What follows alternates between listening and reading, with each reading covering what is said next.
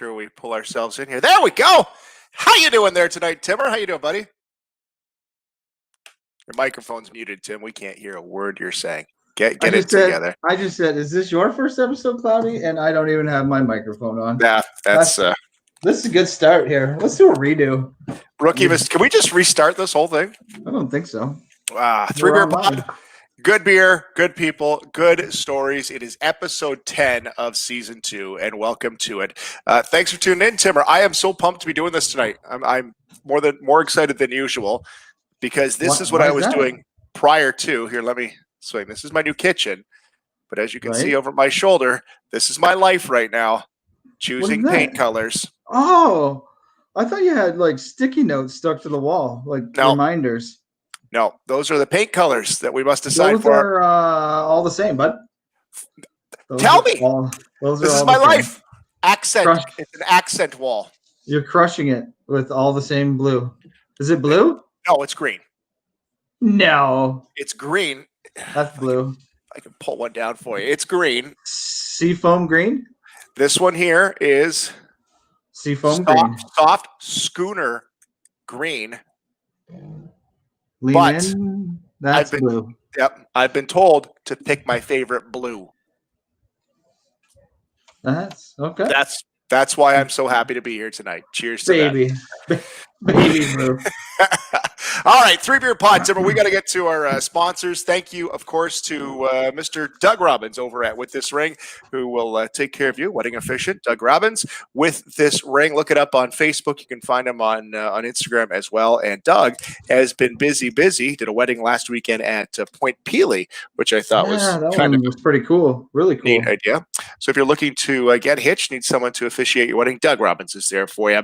If you need to get yourself put back into shape, Health House will be there for you, and Shauna can help you out over at the Health House. And there we go. Our good friend Chris McLeod, crushing realty right now with the Realty House.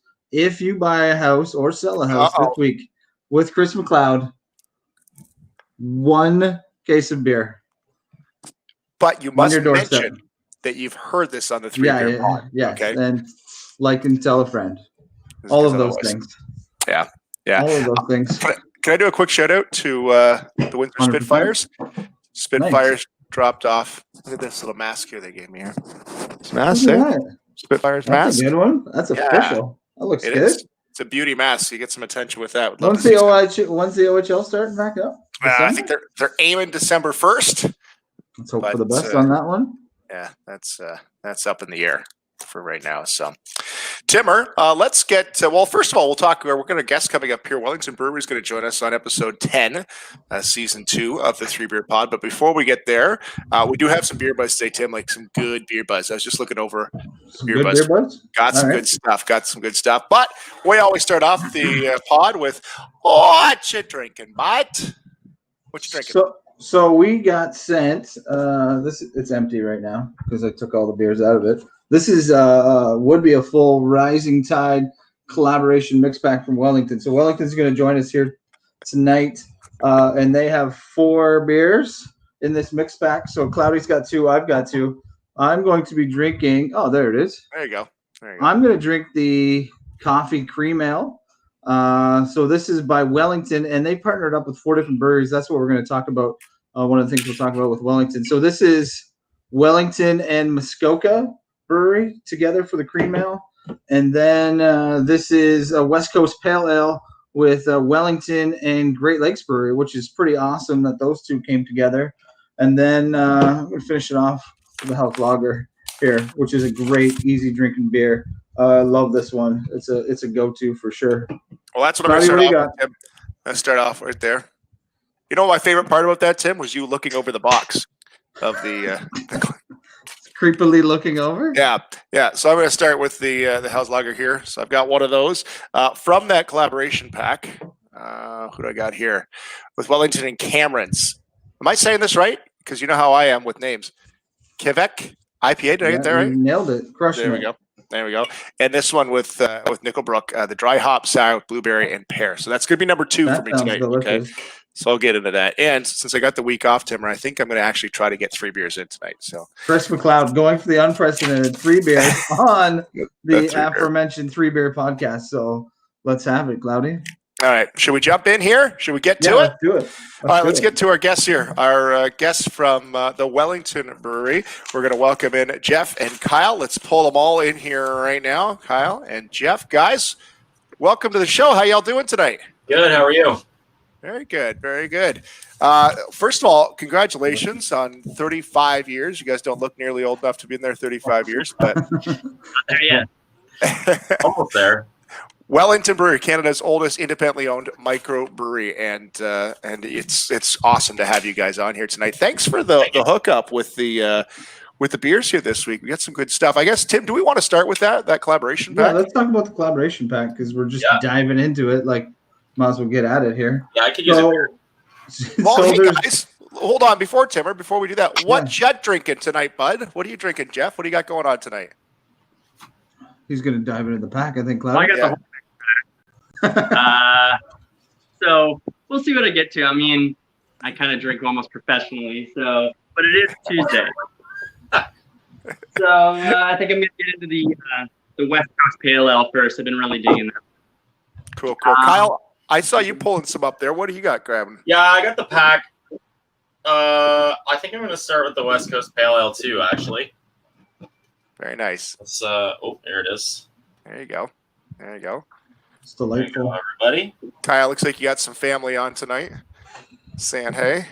So we'll go. We should probably go full disclosure on this one, Cloudy. Yeah, But, fill us in, Timmer. That's my mom.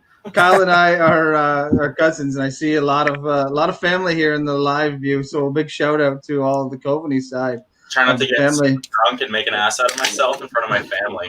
Yeah, that would never happen.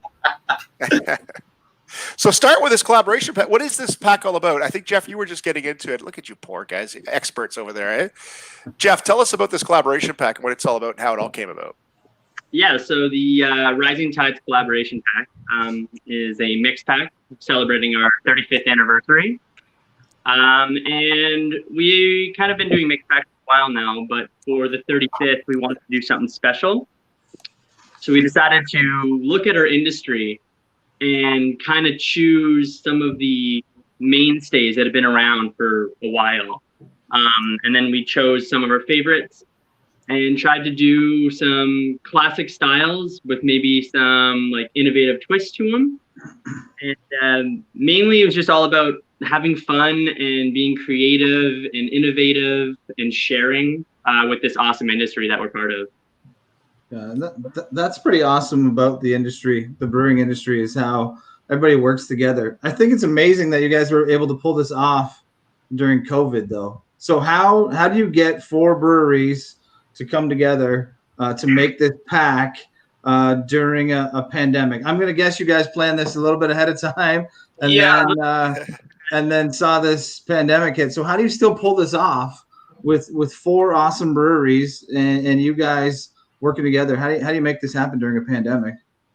Yeah, like you said, it was none of us were planning on this happening, pandemic. So we met in person with all the breweries before, way ago now, back in the old days.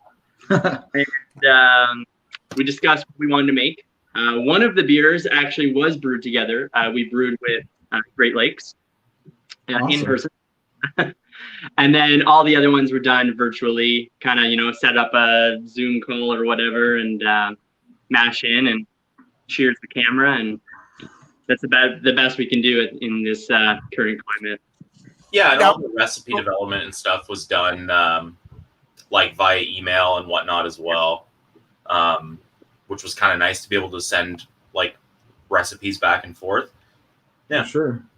So how you get these 4 other breweries and that's one thing people learn quickly about the brewing industry is that collaborations, or not really collaborations, but friendships among breweries. They're not afraid to work with each other. They're not afraid to maybe promote that. We just saw it on the weekend, Timmer. We were over at Red Barn, and our friends over at Sons of Kent went over to celebrate with them as they're opening up the patio. But you see that a lot. Was there any difficulty getting these breweries on board? Was there more out there? Was there maybe another 4 that were willing to jump on board, or how did you choose these 4? We kind of went with, like Jeff was saying earlier, some breweries that have also been in the industry and are kind of like mainstays who have been around almost as long as us. Like, I think Great Lakes has been around just as long, 34, 35 years. Yeah, 34. I think we had asked maybe 5 or 6. We put the feelers out to, and these were the 4 that got back to us. So, Yeah, that's awesome. That's really cool. Tim, what do you got there, buddy? I'm still amazed by how long you guys have been around. What keeps Wellington at the top of their game? When you talk about craft beer, Wellington is always up there, but we're at 250 plus breweries here in Ontario now. What keeps Wellington at the top and people buying and you guys pumping out this great beer? What makes that happen? I think what keeps us on top is through our 35 years, we've really been able to hone in on some key beers, and we keep improving on them. But that being said, we're still not afraid whatsoever to innovate and try some really wacky stuff. And some of them fail, some of them are amazing.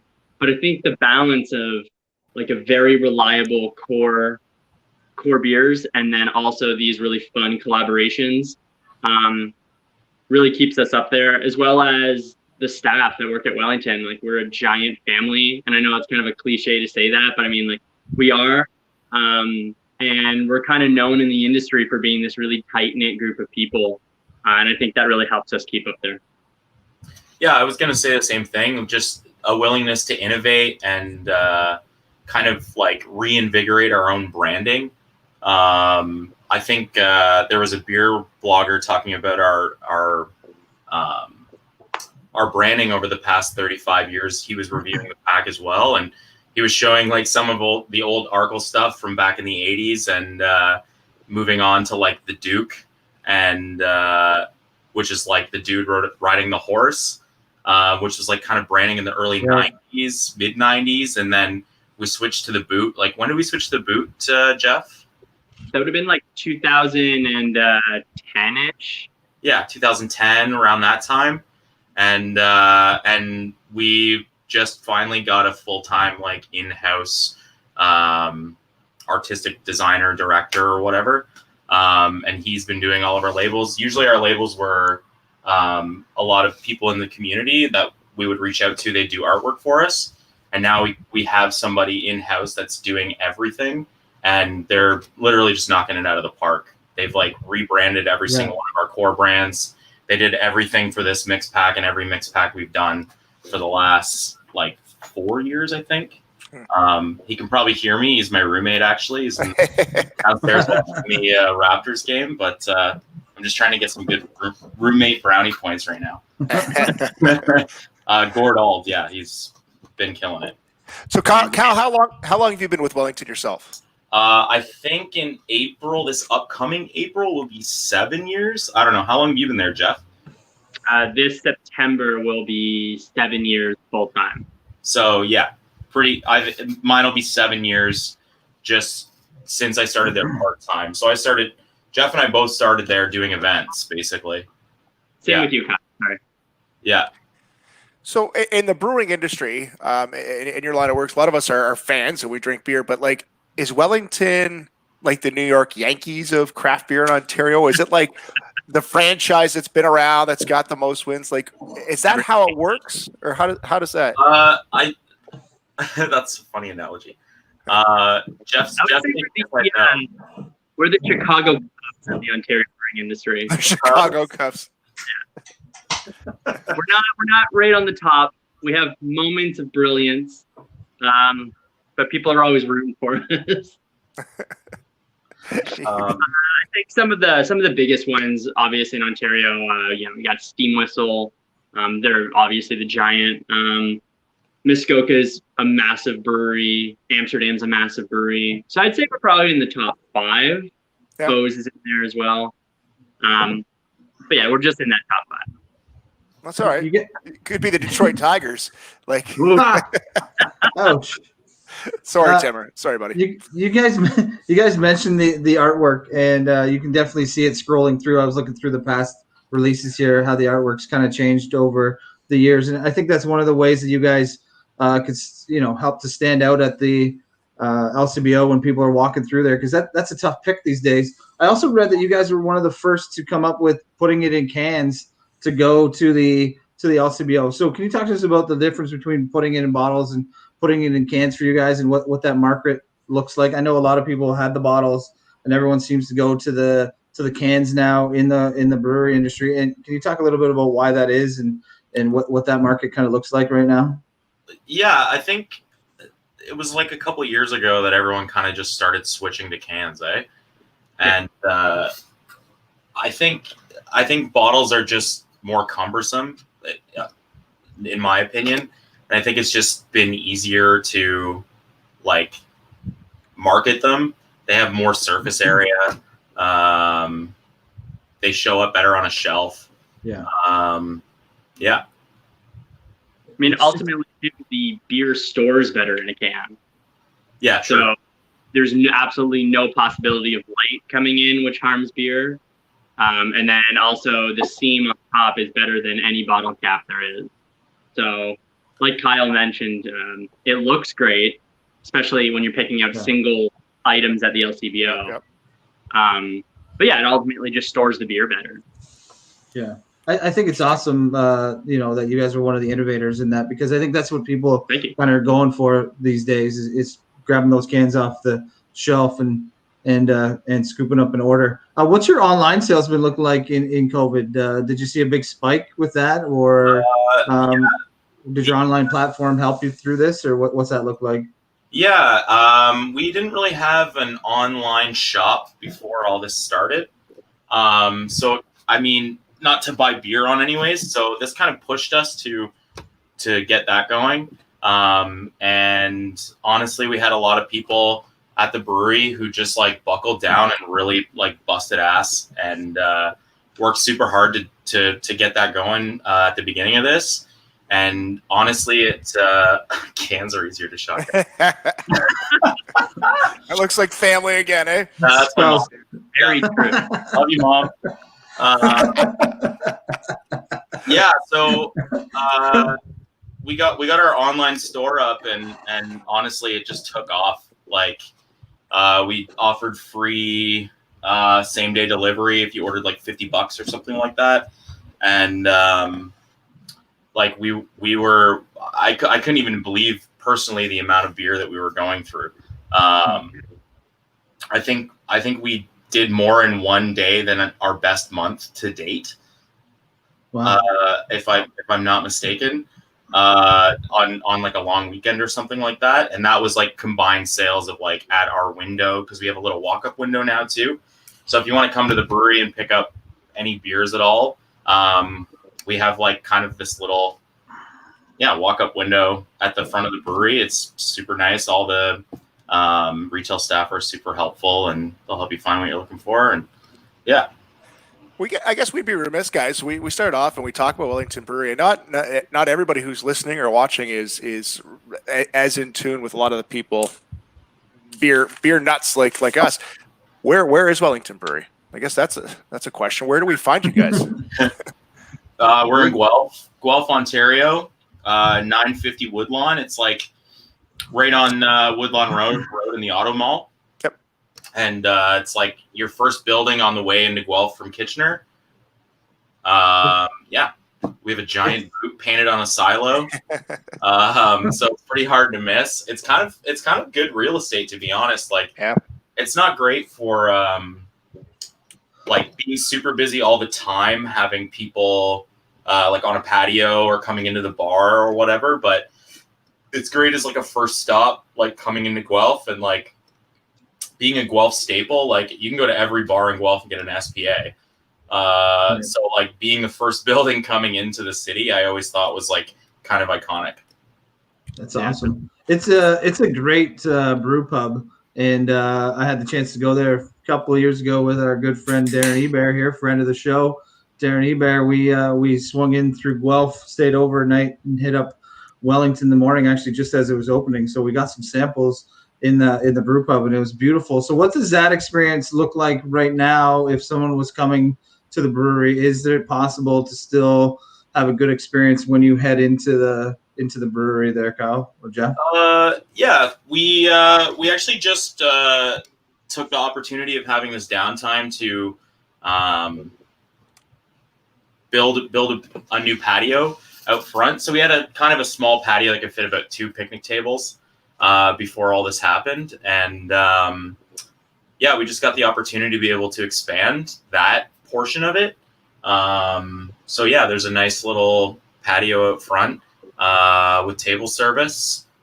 Still nobody allowed inside, obviously. The bar is kind of more so used as a little staff area now, which is kind of nice, and I don't want it to go back to normal. That's fair. It'd be a nice staff area. But yeah, you make reservations online, and I'm not sure if we're doing walk-ups. I think we are. But what's that, Jeff? Every once in a while, if we got the room and it's not we'll bring some people in, but reservations are preferred. Yeah. Nice. And Friday, Saturday, and Sunday it's open. So yeah. Hey, Timmer, we should mention too. I don't know if this went through the board of directors yet, but Darren Hebert is our manager of logistics. Oh wow! Which is an on-paying position so far with the pod. He is maybe an honorarium in the future, Darren Hebert. Yeah, Darren, been nominated. So it's a role that you can't get out of once you're into. By the way, so guys, Cask Fest. We were kind of throwing it up in there just before we went on if we could talk about this or not. Who wants to handle this? Jeff or Kyle? Who wants to talk about this? Yeah. So obviously we can't have a big event like Cask Fest this year, which is unfortunate because it's the event of the year for us. It's what everyone looks forward to. But we didn't want to just let it pass. We still wanted to do something. So we decided to. I'm cool to say this, right, Kyle? Yeah, I got the okay from Gord. So if we get in trouble, it's Gord's fault. He's the marketing manager. Brad's on vacation. It's fine. Okay. Done. All right. So we're coming out with a mix pack called Welly Canland, and it's going to be the best approximation of a festival in a box, basically. Yeah, that's a good description for it, for sure. Yeah. So it's going to have some fun collaborations in there. The Rising Tide beers will also be in there, and then just some other goodies. And they're going to a couple of core beers as well. Yeah, a couple core beers. It's going to be a 12-pack of beers. 8 of those are going to be collaborations. And then I think it's going for sale this weekend. Tuesday. On what was that? Sorry. Tuesday. Yeah. Mark the calendar for that one. Yeah. Tuesday. Yeah, I think you can be able to buy 12, or we'll just double it up for maybe a little bit of a discount.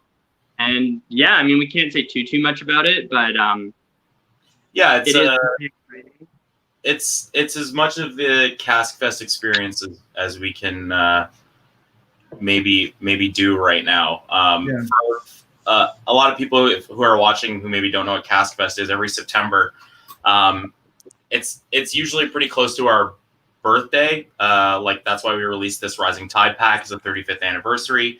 Cask Fest was an extension of a party that they used to have at the brewery called the Boot Chuck, which was more so like a staff and licensee kind of party. I think it was more like a staff party kind of thing. But yeah, it was called the Boot Chuck. And we decided to kind of take that idea and move a little more towards marketing it and inviting people from outside the industry in to experience what it's like to be at the brewery. So we normally have a ton of collaboration casks or collaboration beers. People come in and they'll brew with us. We also buy and ship in casks from different breweries around the province. We got food trucks. We've had women's wrestling, a freak show, live music. It's like one of the best parties. It's one of my favorite times of year. I work literally for 3 days straight, basically like, 3 16-hour days with no sleep and getting pretty drunk at the end of most of them.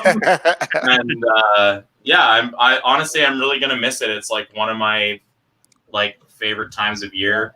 I'm sure Jeff's probably going to miss it too. The lead up to it is always an unbelievable, logistical nightmare. Trying to figure out how to brew 20 beers. Wow. And also rack them into cask at the proper time. And the best part is it normally falls on you and me, Kyle. Yeah. I'm normally brewing all the beers, and then I just throw them at you and say, figure it out. Well, that's awesome then. So obviously this party, which is something we're going to look forward to, hopefully we can do this kind of stuff again. But Tuesday, if we want to check out wellingtonbrewery.ca, is that where we need to go? Is that right? Yeah, I believe that's where you can find the link to the store. And we'll have a bunch of stuff up on Instagram as well, promoting that. So definitely keep an eye out for it on Tuesday. And week from today. Hey guys, awesome. Go ahead, Timmer. You got something else? Well, I think that's awesome because I think that's an experience that people are missing out on right now. Right? It's one of those, that everyone that loves beer missed the beer fest. I would have been to a few of them already this year, and those aren't happening. So I think this is awesome. This is like one of the next best things you can get is a sweet box of beer that you can try. So I think that's awesome. You guys are putting that stuff out for us beer lovers that we can still get some really good beers and dream that we were having beer fest or cast fest.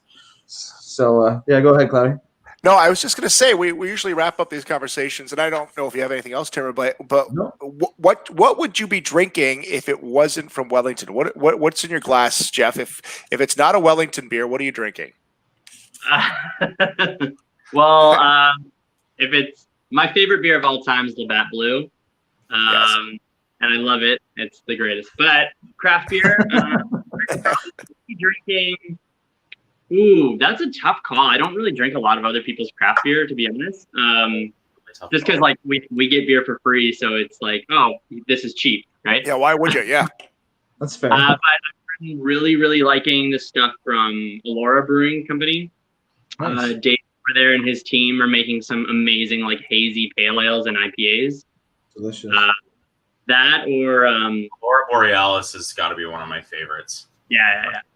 Or the guys over at Red Circle in Kitchener. They're doing some amazing stuff. They do a porter with coffee that's life-changing. Nice. Interesting. Kyle, what about you?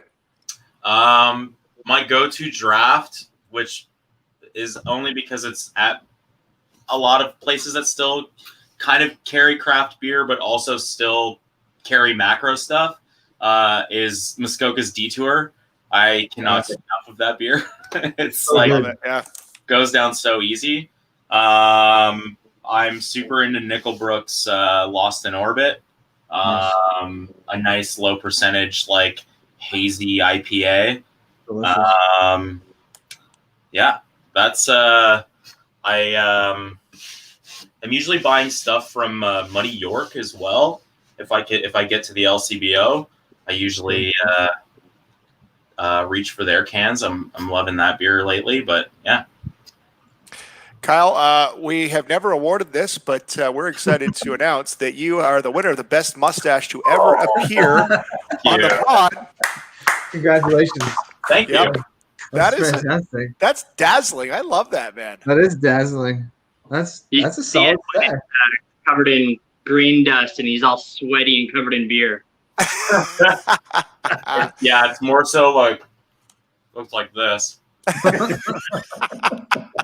Running frantically around the brewery. That's mustache. The award. I'll wait for my my award in the mail, my statue, mini statue. For sure.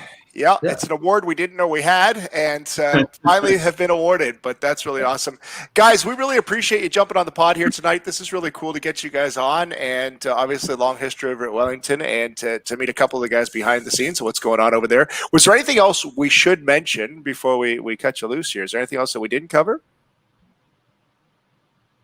Not that I can think of, no.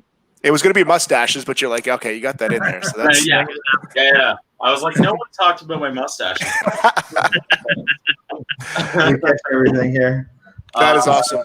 Yeah, just thanks for everyone for their support through all of this, like for all the craft breweries, because I know a lot of craft breweries are doing really well because of this. It sounds weird to say, but yeah, just thank you everybody for your support to local businesses and trying to keep everybody afloat during this weird time. Yeah, I hear you, buddy. I hear you. Kyle, Jeff, Wellington Brewery, go online, track them down, get what you need at wellingtonbrewery.ca. Guys, thanks a whole lot for jumping on here tonight and appreciate it. Thanks a lot. Awesome. Thanks for having us. See you guys. Good to see you. Take care. Thanks, guys. See you later. Bye. There you go. You'll catch up with Kyle at the next family reunion. Hey, Next Timmer? family reunion. Yeah. Bring some beers, Kyle. Actually, you know what? Kyle did bring some beers to the last Coveney family reunion, and it went well. It went really well. There was the rhubarb saison, I think, was the big hit, and my uncle Bev was getting into it with my dad. I'm not sure if they've ever experienced a rhubarb saison, but man, did they that day! And that led to some good laughs at the Coveney family reunion. Some good memories there with some Wellington beers. So Kyle, bring those back down again the next time we can get together. It was good times. There you go, wellingtonbrewery.ca. Thanks, guys. That is really, really cool. Hey, thanks to everybody for watching and downloading the podcast wherever you get your podcast too. So that's obviously the audio version. This is the video version. And thanks for your patience here tonight because we've got some new features with the background. Like Timmer, look at this. You just keep switching. Hey, like there's a lot of options now. Yeah. Camera one, camera two, camera one. I like it. So we're just figuring out how that works. But thanks to the guys, Kyle and Jeff, for jumping on here tonight. Timmer, we've got some beer buzz to get into tonight. I got some good stuff. I don't know if you got anything here. I just wanted to mention the Red Barn patio. Yes, jump with that. Our friends at Red Barn from season 1, episode 2. Yes.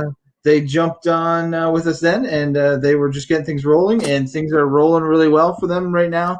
The patio opened on Saturday, and it was open Saturday, Sunday this past week, and it sounds like it's going to be open Saturday and Sunday moving forward. Cloudy and I were able to make a reservation and go out there and check it out on the Sunday at 11 a.m., which is a great time to go to a patio. Oh, yeah. That was a great kickoff to a day. I'm not sure why that isn't every Sunday. But Denny hooked us up with some good beers and some really good stuff on tap there right now. That's the session IPA.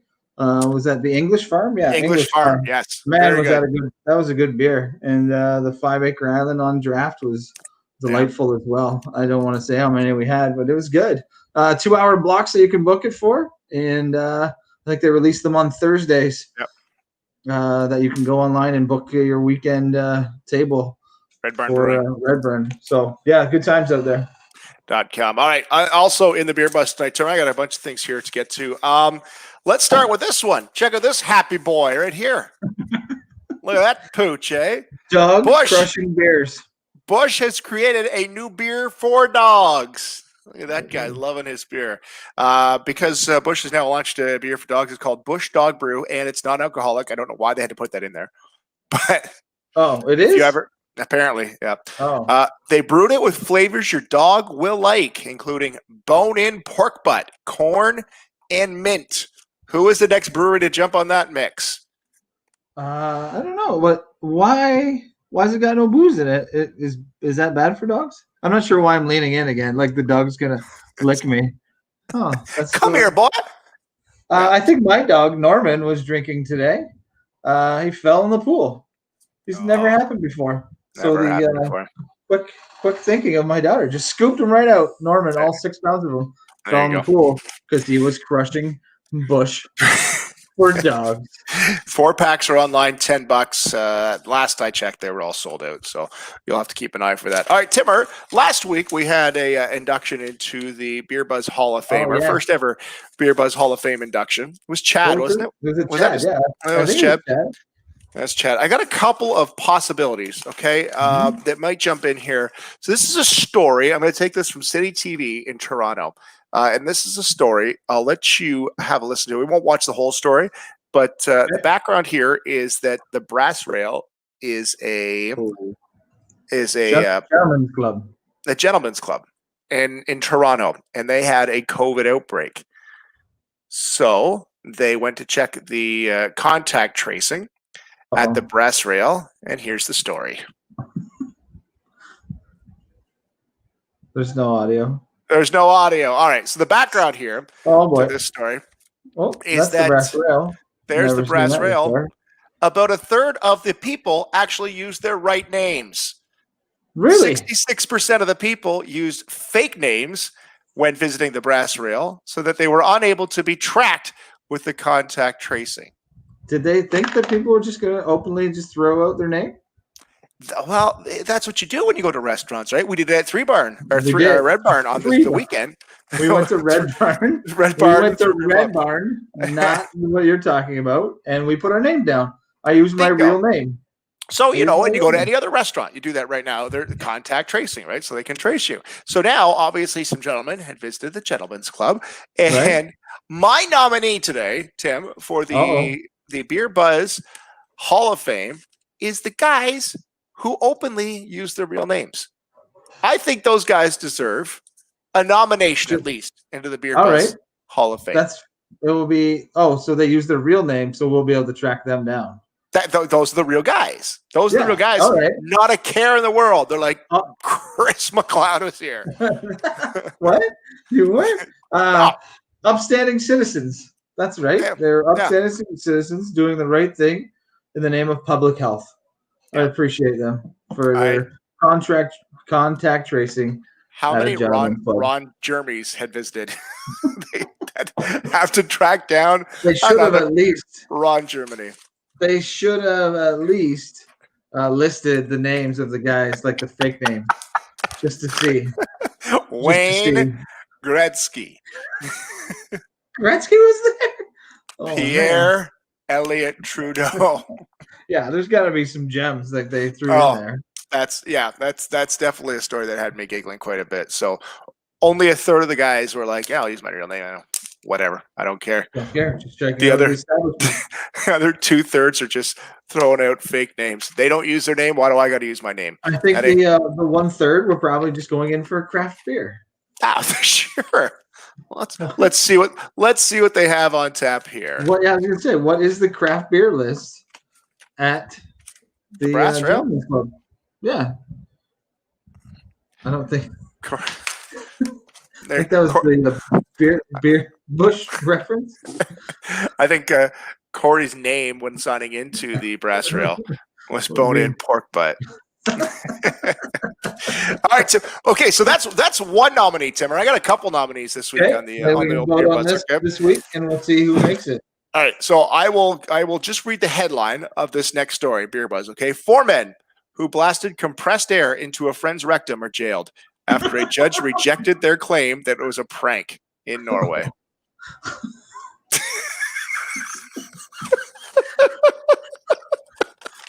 Oh.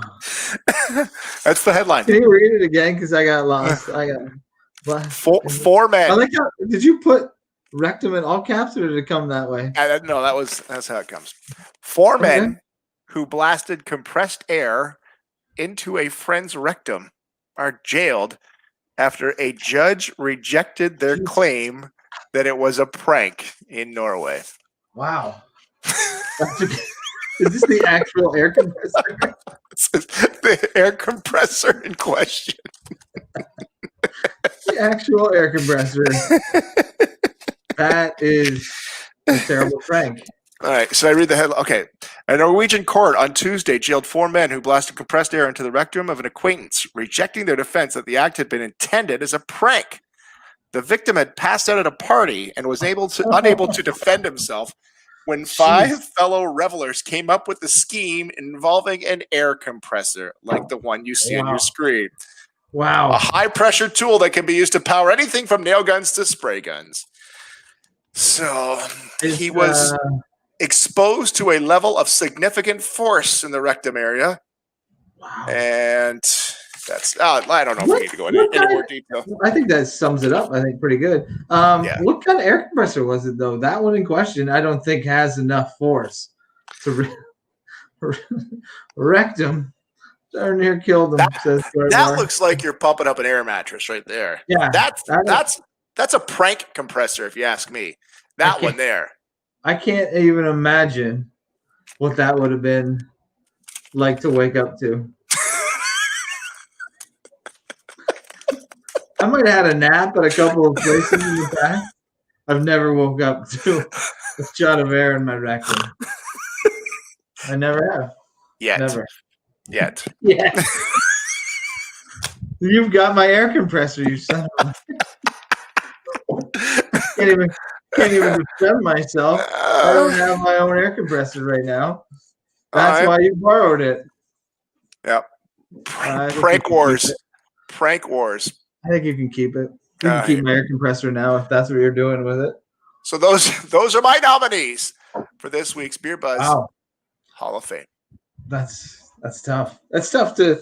I don't know if we can slide him in there with Chad, but hey, not every year. Not every year you have a winner.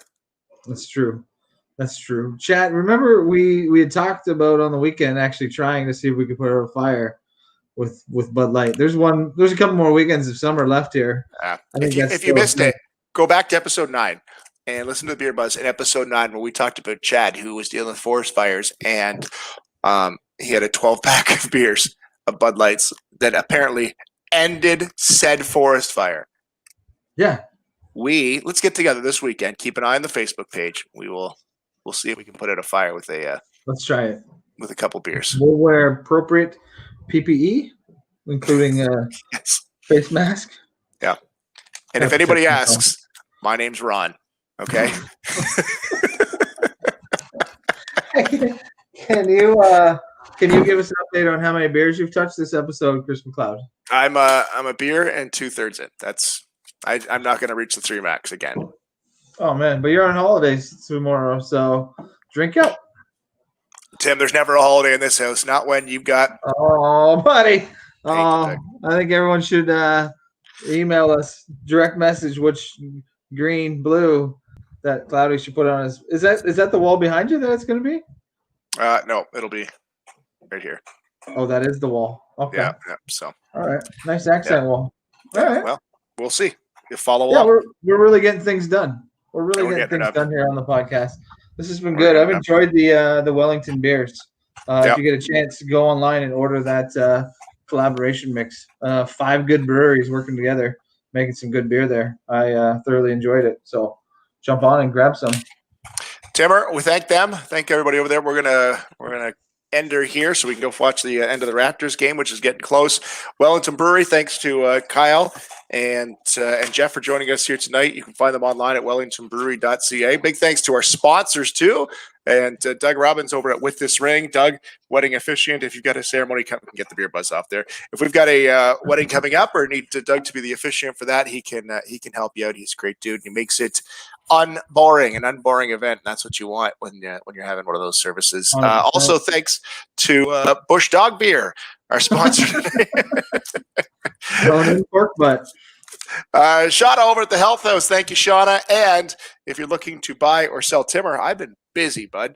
I know, man. That's why we're upping it to a case. I was going to up it one more, but I held off for this week. If you sell another house, buddy, you wait till what the next 3 things is going to be. People are going to be begging to sell houses with you. Oh, boy. If it's heard here on the podcast, it's true. That's right. That's right. And to you, my friend, have a good night. Timber, we appreciate it. Sleep with one eye open, all right? Sleep with one eye open. I always do.